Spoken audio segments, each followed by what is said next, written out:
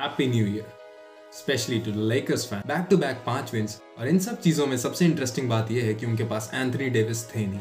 It is all done by LeBron, Westbrook and Bryant.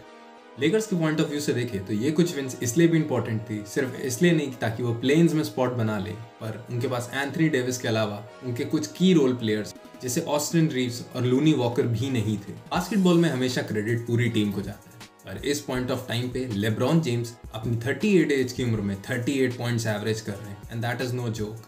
Like LeBron James literally अपनी team को carry कर रहे हैं at the age of 38। How long can this man go, no one knows. इनका career चलता ही जा रहा है, चलता ही जा रहा है। लेब्रॉन शायद एज ही नहीं कर रहे हैं जिस हिसाब से उनको एज करना चाहिए, और इस सीजन को देखने के बाद ऐसा लगता है कि वो कुछ और सीजन 30 पॉइंट एवरेज करके निकाल सकते हैं। LeBron James is king for a reason and he is proving it with his play. हर गेम के बाद लेब्रॉन जेम्स पास जाते जा रहे हैं उस रिकॉर्ड के, जी हाँ, ऑल टाइम स्कोरिंग लिस्ट के रिकॉर्ड के पास। और इन सब चीज़ों को अगर साइड हटाएं तो लेब्रॉन जेम्स की स्कोरिंग से सबसे ज़्यादा फायदा हो रहा है लेकर्स को। अगर बात करें किसी भी स्पोर्ट में इस एज पे इस तरह से डोमिनेट करना, तो शायद टॉम ब्रेडी के अलावा ऐसा किसी ने नहीं किया होगा। LeBron James can still go for years, ऐसा लगता है, और वो शायद 45 साल तक के लिए। कुछ लोग तो ऐसा भी बोल रहे हैं। ऐसा लग ही नहीं रहा लेब्रॉन जेम्स 38 साल के।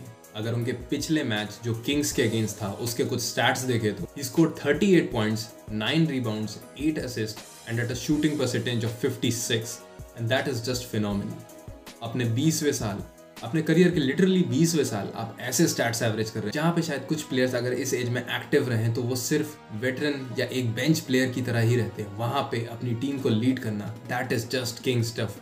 अगर हम लेब्रॉन के बारे में ही बातें करते रहे तो शायद वीडियो क्या एक डॉक्यूमेंट्री बन जाए, तब भी हम उनकी ग्रेटनेस जस्टिफाई ना कर पाए। पर अगर हम लोग एंथनी डेविस के बारे में बात करें, अपनी इंजरी से पहले he was playing like an MVP and defensive player of the year. वो ना सिर्फ एक बीस्ट की तरह खेल रहे थे, पर एक पॉइंट ऑफ टाइम पे ऐसा लगने लगा कि लेब्रॉन जेम्स की जगह Anthony Davis is leading the team. But Anthony Davis के साथ हमेशा वही सेम चीज होती है, इंजरीज, और फिर से उनको इंजरीज हुई। एक बार एंथनी डेविस वापस आते हैं, will he play at the same level, ये जरूर एक क्वेश्चन रहेगा, पर Anthony Davis is a beast. जल्दी एंथनी डेविस किसी भी दिन top 10 players in the league है। इसके अलावा अगर हम बात करें रसल वेस्टब्रुक की, तो I will be straight to the point. जिस हिसाब से उनका कॉन्ट्रैक्ट है, he is not playing as per as that. पर जिस हिसाब से ट्रेड रूमर्स थे कि he will be traded and all, जब से उन्होंने बेंच से स्टार्ट पे किया, he is just playing phenomenally. अगर हम लोग देखें तो 6th man of the year के फ्रंट रनर्स में भी रसल वेस्टब्रुक का नाम है, because he is playing phenomenally. Recently उन्होंने लेकर्स की बेंच से 2 ट्रिपल डबल एवरेज किए थे। अगर करंटली देखें तो मेरे हिसाब से रसल वेस्टब्रुक बिल्कुल ट्रेड नहीं हो सकते। बात करते हैं डेनिस श्रूडर की। 84 मिलियन का कॉन्ट्रैक्ट डिनाई करने के बाद, इधर उधर ठोकरे खाने के बाद वापस लेकर्स में आ गए। बहुत लोगों ने कहा था, डेनिस श्रूडर ने बाद में बोला भी था कि उनको वो कॉन्ट्रैक्ट ऑफर नहीं दिया गया था, बट नो वन नोस क्या सच था। पर जब से लेकर्स के साथ वो वापस आए हैं, let's look at his numbers.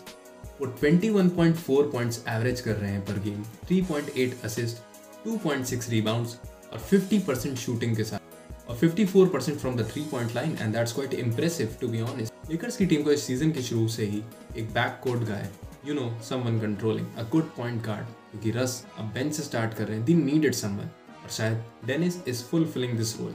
और उनका field goal percentage are actually helpful, क्योंकि एक पॉइंट था इस सीजन का जब Lakers were worst in shooting floaters and jumps. LeBron James और एंथनी डेविस के वापस आने के बाद I think Dennis Schroder is the kind of player you are looking for, और शायद the most underrated player in the Lakers team right now, Thomas Bryant. जी हाँ, शायद इनको उतना क्रेडिट नहीं मिल रहा, पर किंग्स के गेम के बाद जब इन्होंने 29 पॉइंट्स एवरेज किए, दैट वाज जस्ट फिनोमिनल। वो ऑलमोस्ट हर रिबाउंड पकड़ रहे थे। ही शूटेड 12 आउट ऑफ 14 शॉट्स। शायद एंथनी डेविस के जाने से उनको एक सॉलिड रोल प्लेयर मिल चुका है, जी हाँ, थॉमस ब्रायंट। अब मैं अपने कुछ प्रेडिक्शंस देता हूँ। लेकर्स अभी भी 0.500 के आसपास है, इवन दो उनके पास Anthony Davis, LeBron James, Russell Westbrook हैं, but still they are failing somewhere. But the good thing is उनको आंसर्स मिल रहे हैं, उनको फाइनली पता है उनको रस को कैसे यूज करना है। एंथनी डेविस इंजरी से पहले अच्छा खेल लेते हैं, और लेब्रॉन हमेशा की तरह इज जस्ट डोमिनेटिंग। क्या लेकर्स की टीम प्लेऑफ्स में जा पाएगी, या लेकर्स की टीम सिर्फ प्ले इन के क्वालिफिकेशन तक पहुंचेगी? ये सब देखना बहुत ही इंटरेस्टिंग है। और इस पॉइंट ऑफ टाइम पे I think the Lakers will definitely make it up till the play in game. आपको क्या लगता है कमेंट्स में ज़रूर बताएं। जाने से पहले इस चैनल को सब्सक्राइब करें और इस वीडियो को लाइक करें। अगर हो सके तो अपने दोस्तों के साथ भी इसको शेयर करें। Thank you very much.